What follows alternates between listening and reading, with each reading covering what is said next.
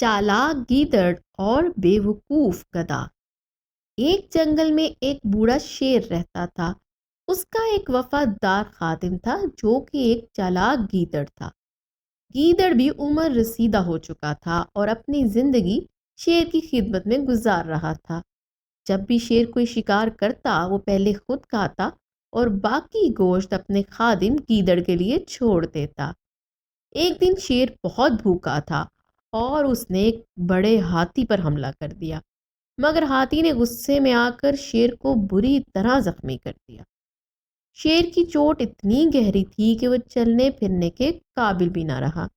اب شیر اور گیدڑ دونوں بھوکے رہنے لگے۔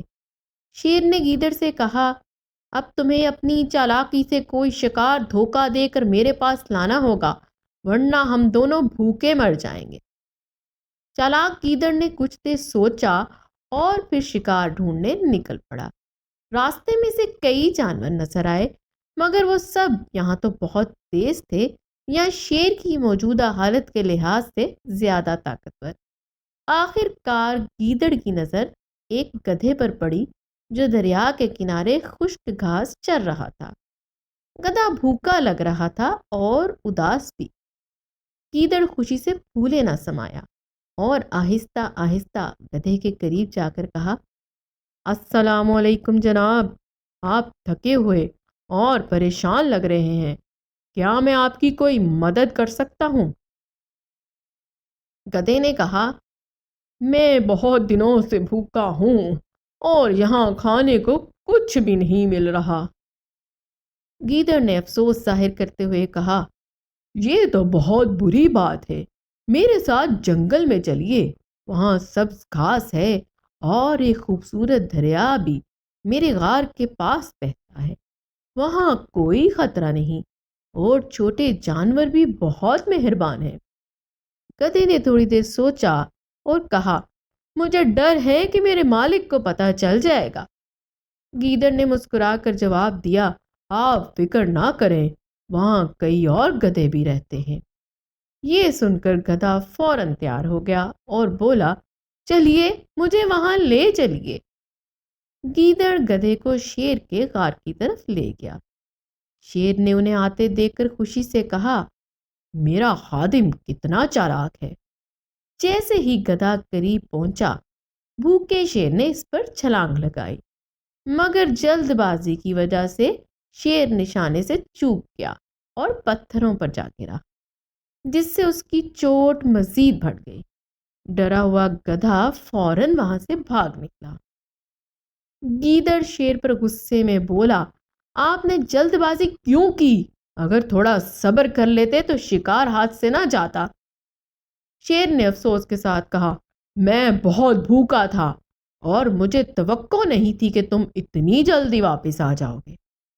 گیدڑ نے جواب دیا، اب میں دوبارہ اسے لے کر آؤں گا، لیکن اس بار آپ کو صبر کرنا ہوگا۔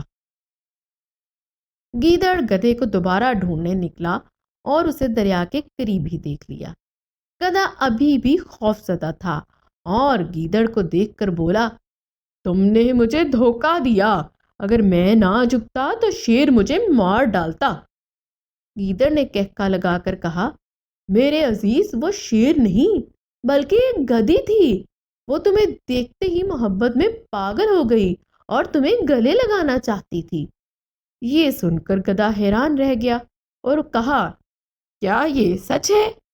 گیدڑ نے کہا، بالکل سچ، وہ تمہیں دوبارہ دیکھنے کا انتظار کر رہی ہے، چلو دیر نہ کرو۔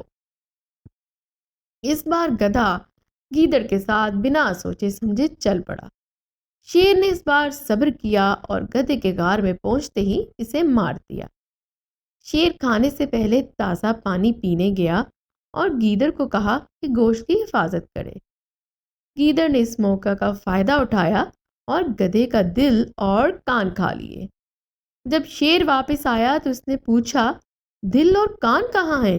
کس نے کھا لیے؟ گیدڑ نے چالاکی سے جواب دیا، اگر اس گدھے کے پاس دل اور کان ہوتے تو کیا وہ دوبارہ یہاں آتا؟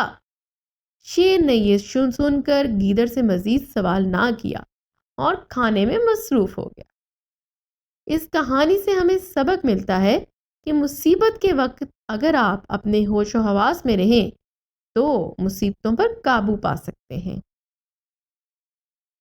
مزید ایسی دلچسپ اور مزیدار کہانیاں سننے کے لیے ابھی ہمارے چینل کو سبسکرائب کیجیے۔ تب تک کے لیے اللہ حافظ۔